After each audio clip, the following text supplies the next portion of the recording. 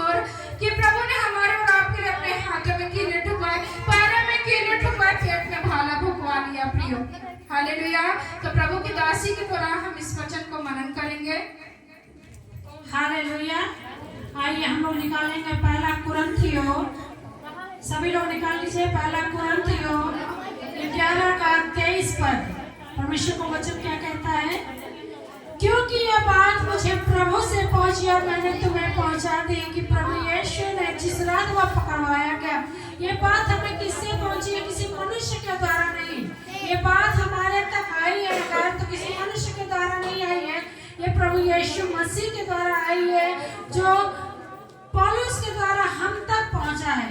परमेश्वर ने अपनी बातों को पौलुस के ऊपर प्रकट किया और ये बात पौलुस के पास प्रभु से पहुंची है और पौलुस ने इस पवित्र शास्त्र के द्वारा हम भाई बहनों तक पहुंचाया है। अगर हमें कुछ पहुंचाना है, किसी के पास संदेश देना है, तो हम क्या करते हैं? या तो फोन कॉल से मैसेज करते हैं या फोन करते हैं, या पहले के समय में हम लोग देखते थे कि पत्र लिखा जाता था और वो समाचार दूसरों तक पहुंचाया जाता था। और ये पत्र ही है। पौलुस ने जब ये बात पौलुस के पास पहुंची तो ये पौलुस ने पत्र लिखी ताकि ये बात हर एक विश्वासी भाई बहन जान सके। हालेलुया। प्रभु का वचन कहता है क्योंकि यह बात मुझे प्रभु से पहुंची और मैंने तुम्हें पहुंचा दी। प्रभु यीशु जिस रात वह पकड़वाया गया, जिस रात प्रभु यीशु मसीह पकड़वाए गए, उस रात उन्होंने अपने चेलों के साथ रोटी लिया और दाखरस लिया। परमेश्वर ने एक चिन्ह लोगों के लिए एक चिन्ह दिया है, दाखरस और रोटी। रोटी परमेश्वर की देह का प्रतीक है और दाखरस उनके लहू का प्रतीक है। हालेलुया। प्रभु का वचन कहता है जिस रात वह पकड़वाया गया, रोटी ली और धन्यवाद करके उसे तोड़ी और कहा यह मेरी देह है जो तुम्हारे लिए। तो परमेश्वर का वचन कहता है प्रभु यीशु मसीह जिस रात वो पकड़वाए गए अपने चेलों के साथ थे, इकट्ठे थे और दाखरस और रोटी उन्होंने लिया और धन्यवाद करके, परमेश्वर का धन्यवाद करके उन्होंने तोड़ा और अपने चेलों को ये बताया कि यह मेरी देह है जो तुम्हारे पापों के लिए तोड़ी जा रही है। जब हम रोटी और दाखरस लेते हैं तो हम परमेश्वर के बलिदान को, उस महान बलिदान को, उस कुर्बानी को याद करें कि प्रभु यीशु मसीह की देह क्यों तोड़वाई गई थी हमारे पापों के लिए। हमारे पापों के लिए उनकी देह तोड़वाई गई, वो लहू बहा ताकि हमारे जीवन में जो पाप है, जो शर्मिंदगी थी, जो नामधराई थी, हमारे जीवन से दूर होने पाए, हमारे पापों को से हमारा छुटकारा होने पाए। क्योंकि जब पाप रहता है उसके लिए एक बलिदान की आवश्यकता होती है, जरूरत होती है और स्वयं प्रभु यीशु मसीह ने इसके लिए अपनी देह को तोड़वाया और अपने चेलों को खड़ा भी बताया कि यह देह तुम्हारे लिए। प्लीज आप लोग शांत हो जाइए, वचन का समय है, बहुत ज्यादा शोर हो रहा है, वचन पे ध्यान दिया करिए। ये वचन मैं अपनी ओर से नहीं कहती, ये प्रभु का वचन है और मेरा काम है आप तक पहुंचाना, आपको बताना। अगर आप लोग शोर करते रहेंगे इस तरह तो वचन कब मनन करेंगे आप लोग? प्लीज आप लोग बात पे ध्यान, आपको बात करना है, आप घर जाके खूब बात कर लीजिए, पर यहाँ आप लोग शांत हो जाइए। प्रभु का वचन कहता है यहाँ पे कि यह रोटी मेरी देह है, तुम्हारे लिए तोड़ी गई है। ये हमारे लिए प्रभु की देह तोड़ी गई, हमारे लिए प्रभु यीशु मसीह ने कोड़ा खाया है, हमारे लिए अपने लहू को बहाया। एक बार उस दर्द को महसूस करके देखिए कि उस समय क्या बीत रही होगी प्रभु यीशु मसीह पर, जिस समय उनके ऊपर कोड़े मारे जा रहे थे, जिस समय उनके पीठ पे कोड़े मारे जा रहे थे और जब कोड़े मारे जा रहे थे तो उसमें उस कोड़े में मांस का टुकड़ा आ रहा था। आप लोग एक बार महसूस करके उस चीज को, उस बलिदान को एक बार महसूस करके देखिए, उस समय को सोच कर देखिए कि कितना वो भयानक समय रहा होगा, कितना विचलित करने वाला वो समय रहा होगा प्रभु यीशु मसीह को, जिसमें कोड़े मार रहे थे।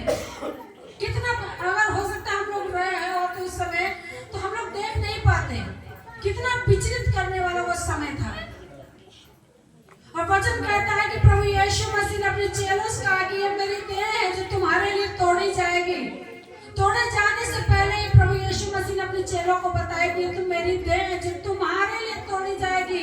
ये मेरे वाचा का लहू है जो तुम्हारे लिए बहाया जाएगा, तुम्हारे पापों के लिए बहाया जाएगा, ताकि तुम्हारे पापों की क्षमा हो सके। हालेलुया।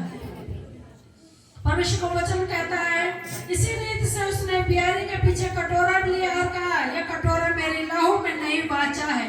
परमेश्वर जो लहू था वो एक नई वाचा थी, पुरानी वाचा टूट गई थी, पर प्रभु यीशु मसीह ने एक नई वाचा आपसे बांधा है, एक नई वाचा आपको दिया जो आपके निमित्त अपने लहू के द्वारा आपके लिए बहाया गया। उन्होंने एक नई वाचा को लिया आपके लिए। और वचन कहता है आगे, क्योंकि जब हम कभी भी इस रोटी को खाते हैं या इस कटोरे में से पीते हैं तो प्रभु को याद करते हुए, प्रभु की मृत्यु को याद करते हुए हम प्रचार करें। प्रभु की मृत्यु को याद करते हुए हम प्रचार करें कि प्रभु यीशु मसीह हमारे लिए कलवरी क्रूस पे चढ़ा। प्रभु यीशु मसीह हमारे लिए उसकी हड्डियां तोड़ी गई, उसने कोड़े खाए, अपने लहू को बहाया मेरे लिए, मेरे पापों के लिए। हम इस बात का प्रमाण दें, इस बात के लिए प्रचार करें प्रभु का। प्रभु का वचन आगे कहता है, इसलिए जो कोई भी, चाहे मैं हूं या आप हो या कोई भी, परमेश्वर भेदभाव नहीं करता है। और प्रभु का वचन कहता है, जो कोई भी जब कभी भी पिए इस कटोरे में से और इस रोटी में से खाए तो प्रभु की मृत्यु को याद करते हुए खाए और इस कटोरे में से पिए। अनुचित रीति से आप कतई इसमें शामिल न हुए, क्योंकि यदि आप अनुचित रीति से इसमें शामिल होते हैं, अगर आप पूरी तरह से आप तैयार हैं परमेश्वर के राज्य में प्रवेश करने के लिए, परमेश्वर की आज्ञाओं को मानने के लिए, परमेश्वर का पीछे चलने के लिए, प्रभु का अंगीकार करने के लिए कि आपसे मैं पाप नहीं करूंगा, प्रभु मैं तेरी आवाज को सुनूंगा, मैं तेरे पीछे चलूंगा, अगर आप तैयार हैं तो आप इसमें शामिल हो जाइए।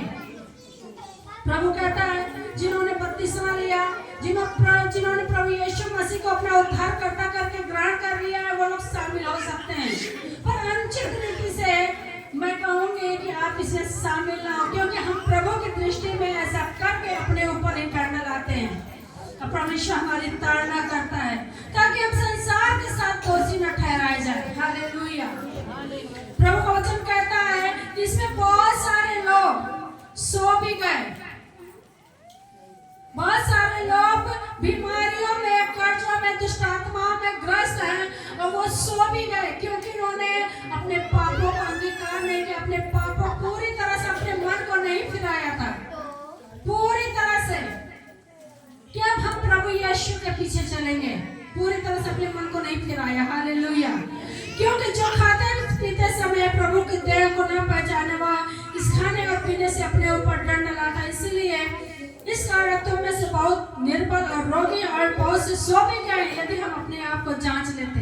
प्रभु कहता है, यदि हम उस समय, जिस समय हम दाख रस और रोटी ले रहे थे, प्रभु भोज में शामिल हो रहे थे, उस समय यदि हम अपने आप को जांच लेते, परख लेते कि हम इस योग्य हैं कि नहीं, हम इस शामिल हो सकते हैं कि नहीं, हमने पूरी रीत से अपने मन को फिराया कि नहीं, हमें पाप नहीं करना है, तो शायद ये दंड हमारे ऊपर न आता, ये बीमारी हमारे जीवन में न आती। यदि हम अपने आप को जांच लेते, परख लेते। ये हमारे खाने पीने की वस्तु नहीं है कि जहाँ हम देख रहे हैं कि एक भाई मन फिरा के आया है, वो भाई इसमें शामिल हो रहा है, और जो जिसका जीवन अभी भी दो तरफा है वो भी शामिल हो रहा है, उस भाई को देख के तो बिल्कुल ऐसा ना करें। अपने मन को पूरी रीत से तैयार करिए उस प्रभु भोज के लिए। पूरी रीत से हमें तैयार करना है अपने मन को, और तब हम इसमें शामिल हो। हालेलुया। प्रभु का वचन कहता है आगे, परंतु प्रभु हमें दंड देकर हमारी ताड़ना जब तुम खाने के लिए इकट्ठे हो तो एक दूसरे के लिए ठहरा करो, क्योंकि यदि कोई भूखा हो तो अपने घर में खा ले, जिससे तुम्हारा इकट्ठा होना दंड का कारण ना हो। तो प्रभु का वचन कहता है कि इसलिए हे भाइयों, जब कभी भी हम इकट्ठा होते हैं प्रभु भोज के लिए, हफ्ते में, एक महीने में, 2 महीने में, जब कभी भी हम प्रभु भोज के लिए इकट्ठा हो तो हम एक मन एक चित्त होके प्रभु भोज में शामिल हो। जब तक पूरे जितने विश्वासी भाई बहन हैं जिन्होंने अपने मन को फिरा लिया है, जिन्होंने बपतिस्मा ले लिया है, उन तक ये पहुंच ना जाए प्रभु भोज, दाखरस और रोटी आप एक दूसरे के लिए रुका करें। हम एक मन होके इसमें शामिल हो।